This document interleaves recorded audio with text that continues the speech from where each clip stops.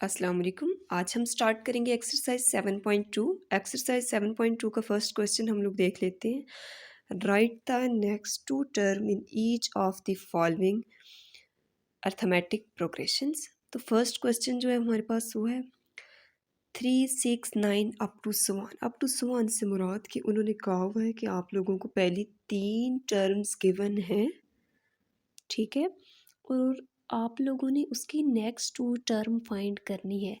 For example ये वाली A1 है, ये वाली A2 है और ये वाली A3 है, और हम लोगों ने जो फाइंड करनी है वो हो जाएंगी A4 और A5, ठीक है। अब हम लोगों ने फाइंड करनी है A4 और A5, तो उसके लिए हम लोग क्वेश्चन देख लेते हैं। फर्स्ट क्वेश्चन हमारे पास ये गिवन है, फर्स्ट 3 टर्म्स हमारे पास हैं, हमने 4 और 5, तो उसके लिए हमने जो जनरल फार्मूला होता है, ये फार्मूला इसका जनरल है, इस फार्मूले में अकॉर्डिंग हम लोग उसकी नेक्स्ट 2 टर्म को फाइंड करेंगे। तो इस फार्मूले में हमारे पास डी भी है, तो डी की वैल्यू हमने फाइंड करनी होती है। डी हमारे पास कॉमन डिफरेंस होता है, ठीक है।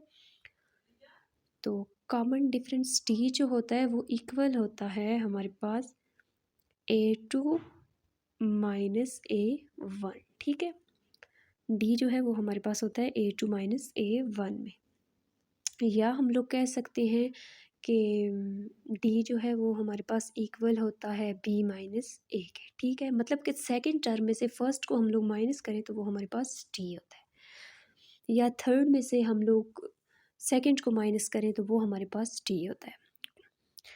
तो हमने जब इधर किया तो हमारे पास डी आ गया 3। उस फार्मूले में हम लोग पुट करेंगे, एन को क्यों 4 पुट किया है, हमने कहा हुआ है कि नेक्स्ट 2 टर्म फाइंड करनी है, तो हम लोगों ने 4 और 5 फाइंड करनी है, ठीक है। तो फिर एन को 4 पुट किया, एन को 4 पुट किया इस फार्मूले में, तो A4 हो गया। तो हमने फाइंड ये करनी थी, मैंने स्टार्ट में कहा कि हम लोगों ने फाइंड करनी है A4 और A5, ठीक है। A1 A2 3 हमें गिवन है 3, 6, 9। A4 इक्वल हो गया हमारे पास 3 प्लस 4 माइनस 1 इंटू 3। इस फार्मूले में हमने वैल्यू पुट की है, ठीक है। एन की जगह उसकी पुट की, डी की जगह वो वैल्यू पुट की, ए की जगह वैल्यू पुट की 3, और A4 हमारे पास आ गया है 12।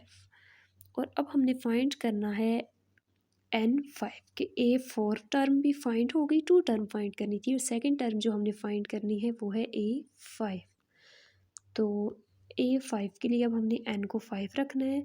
इसी जो हमें जनरल फार्मूला गिवन है, ये वाला फार्मूला, उसमें हम लोगों ने एन की जगह 5 को पुट कर देना है, डी की जगह 3 को पुट कर देना है, ए की जगह भी हम लोगों ने 3 को पुट कर देना है। हमारे पास जो नेक्स्ट 2 टर्म थी, एक 4 आ गई A4 और एक आ गई A5, 6, 15, तो ये हमारे पास 12 और 15 इसका आंसर है, ठीक है।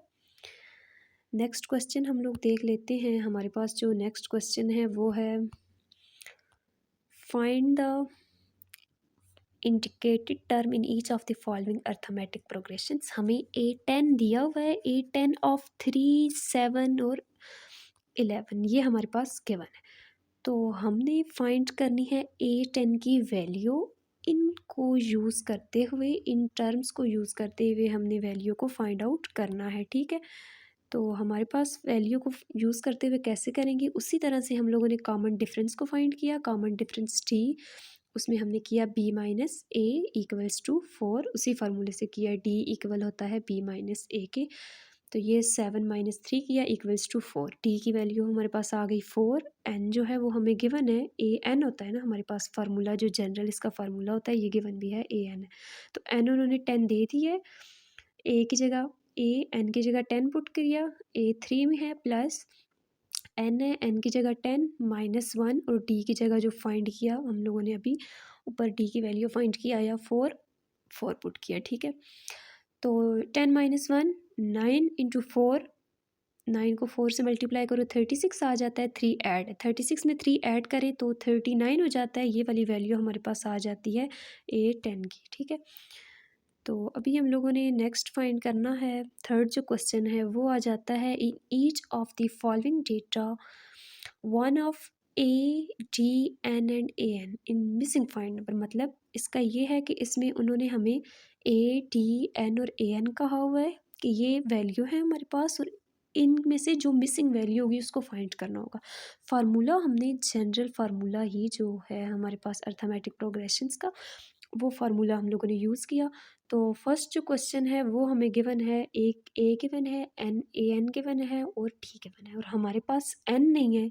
ऊपर उन्होंने जो दी वैल्यू ए टी एन और ए एन, तो उसमें हमने फर्स्ट क्वेश्चन में एन की वैल्यू को फाइंड करना है, ठीक है। तो इस फार्मूले में इन वैल्यूज़ को पुट किया, ये हम लोगों ने अंदर मल्टीप्लाई किया, 2n-2 हो गया। तो हम लोगों ने जब ये किया, 2n है ना हमारे पास, 19 इक्वल्स टू 3-2 है। 3-2 जब करेंगे हमारे पास तो बच जाता है 1, ठीक है। 19 है ना, 19 है, ये वाला 1 प्लस में है, इस साइड आके माइनस में होगा। 19 - 1 इक्वल्स टू 18 हो जाएगा। 18 इक्वल्स टू 2n है। तो 2n को अब हम लोगों ने वैल्यू जो फाइंड करनी है वो n की फाइंड करनी है। तो n के साथ जो वैल्यू है उससे हम लोगों ने दोनों साइड पे डिवाइड किया, ठीक है। इधर से कैंसिल हो गई, इधर से 2 1s are 2, 2 9s are 18 और n की वैल्यू आ गई हमारे पास 9, ठीक है। n की वैल्यू फाइंड हो गई। और नेक्स्ट जो क्वेश्चन सेकंड पार्ट इसका गिवन है, उसमें हमें गिवन, हमने फाइंड क्या करना है, डी। इसमें हमें a की वैल्यू भी गिवन है, n की वैल्यू भी गिवन है और a n की वैल्यू भी गिवन है। इस फार्मूले में हम लोगों ने वैल्यू को पुट किया तो 9 आ गया हमारे पास। 10 में से 1 को माइनस करेंगे 9, तो ये इसके साथ मल्टीप्लाई होता है, 9d हो जाएगा, ठीक है। और हम लोगों ने d की वैल्यू को फाइंड करना है। ये 2 इधर हमारे पास प्लस में है, जब इक्वल के इस साइड आएंगे जगह चेंज करेंगे तो हमारे पास -2 हो जाएगा। 12 - 2 इक्वल्स टू 9d। तो ये हो जाएगा माइनस माइनस प्लस, और जो हमारे पास बड़ी वैल्यू है उसके साथ माइनस का साइन है, तो हम लोगों ने इधर भी माइनस का साइन लगाया। -14 इक्वल्स टू 9d। अब हम लोगों ने d को फाइंड करना है, तो d के साथ जो वैल्यू है उसे दोनों साइड पे डिवाइड कर देना है हम लोगों ने, ठीक है। d के साथ जो थी उसे हम लोगों ने दोनों साइड पे डिवाइड कर देना है। तो हमारे पास आ जाएगी 9 और 14 आ जाएगा, -14 डिवाइडेड बाई 9। तो -14 है जो हमारे पास, और 9 ये किसी एक टेबल से हमारे पास कैंसिल आउट नहीं होते। अगर मैं 3 से करती हूँ, 3 3s are 9 और 3 हमारे पास आ जाता है, 3 1s are 3, 3 2s are 6, 3 3s are 9, 3 4s are 12 आता है, 14 नहीं आता। अगर 5s are करें तो 15 आ जाते हैं, अबव आ जाते हैं, ठीक है। इसीलिए इस वैल्यू को हम लोगों ने ऐसे ही छोड़ा। ये हमारे पास टी की वैल्यू भी फाइंड हो गई। और उसके बाद हम लोगों ने जो नेक्स्ट क्वेश्चन फाइंड आउट करना है वो आ जाता है हमारे पास, हमें गिवन है, if in an arithmetic progressions A1 equals to 43, A10 equals to 7, और फाइंड करना है हम लोगों ने A25 को, ठीक है। A25 को फाइंड करना है जब हम लोगों ने, तो हमारे पास जो वैल्यू गिवन है, ए की वैल्यू भी गिवन है, A n भी हमारे पास, A10 भी गिवन है, और A25 को हमने फाइंड करना है। A10 क्या है हमारे पास, n है हमारे पास इक्वल्स टू 10 के, जबकि A n है ना, तो n की वैल्यू हमारे पास क्या आ गई, 10 आ गई, ठीक है।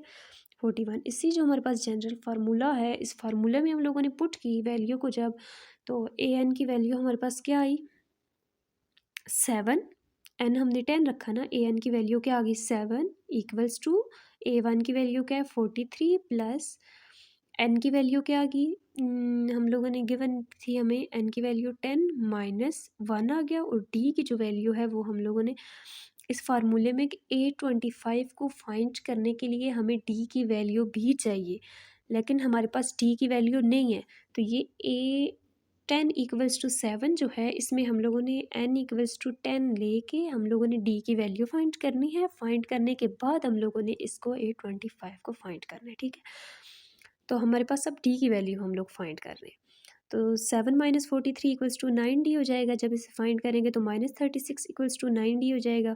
तो इधर भी अगर 9 को डिवाइड करूँ यहाँ से भी, तो 9 9 से कैंसिल हो जाएगा, 9 1s are 9 हो जाएगा, 9 4s are 36 आ जाता है, और d इक्वल्स टू -4 हो जाता है। अब हमारे पास d की वैल्यू भी आ गई है। अब d की वैल्यू को n को 25 लेके, n है ना, 825 इन्होंने दिया हुआ है यहाँ पे, तो n है ये, तो n की वैल्यू इन्होंने दे दी 25, ठीक है। तो d की वैल्यू, n की और a की वैल्यू को हम लोगों ने वापस जनरल फार्मूला में पुट किया। मल्टीप्लाई करने के बाद हमारे पास 825 की वैल्यू आ गई इक्वल्स टू -53। हमारे पास एक्सरसाइज 7.2 कंप्लीट हो चुकी है। नेक्स्ट लेक्चर में हम लोग डिस्कस करेंगे एक्सरसाइज 7.3 को। Thank you.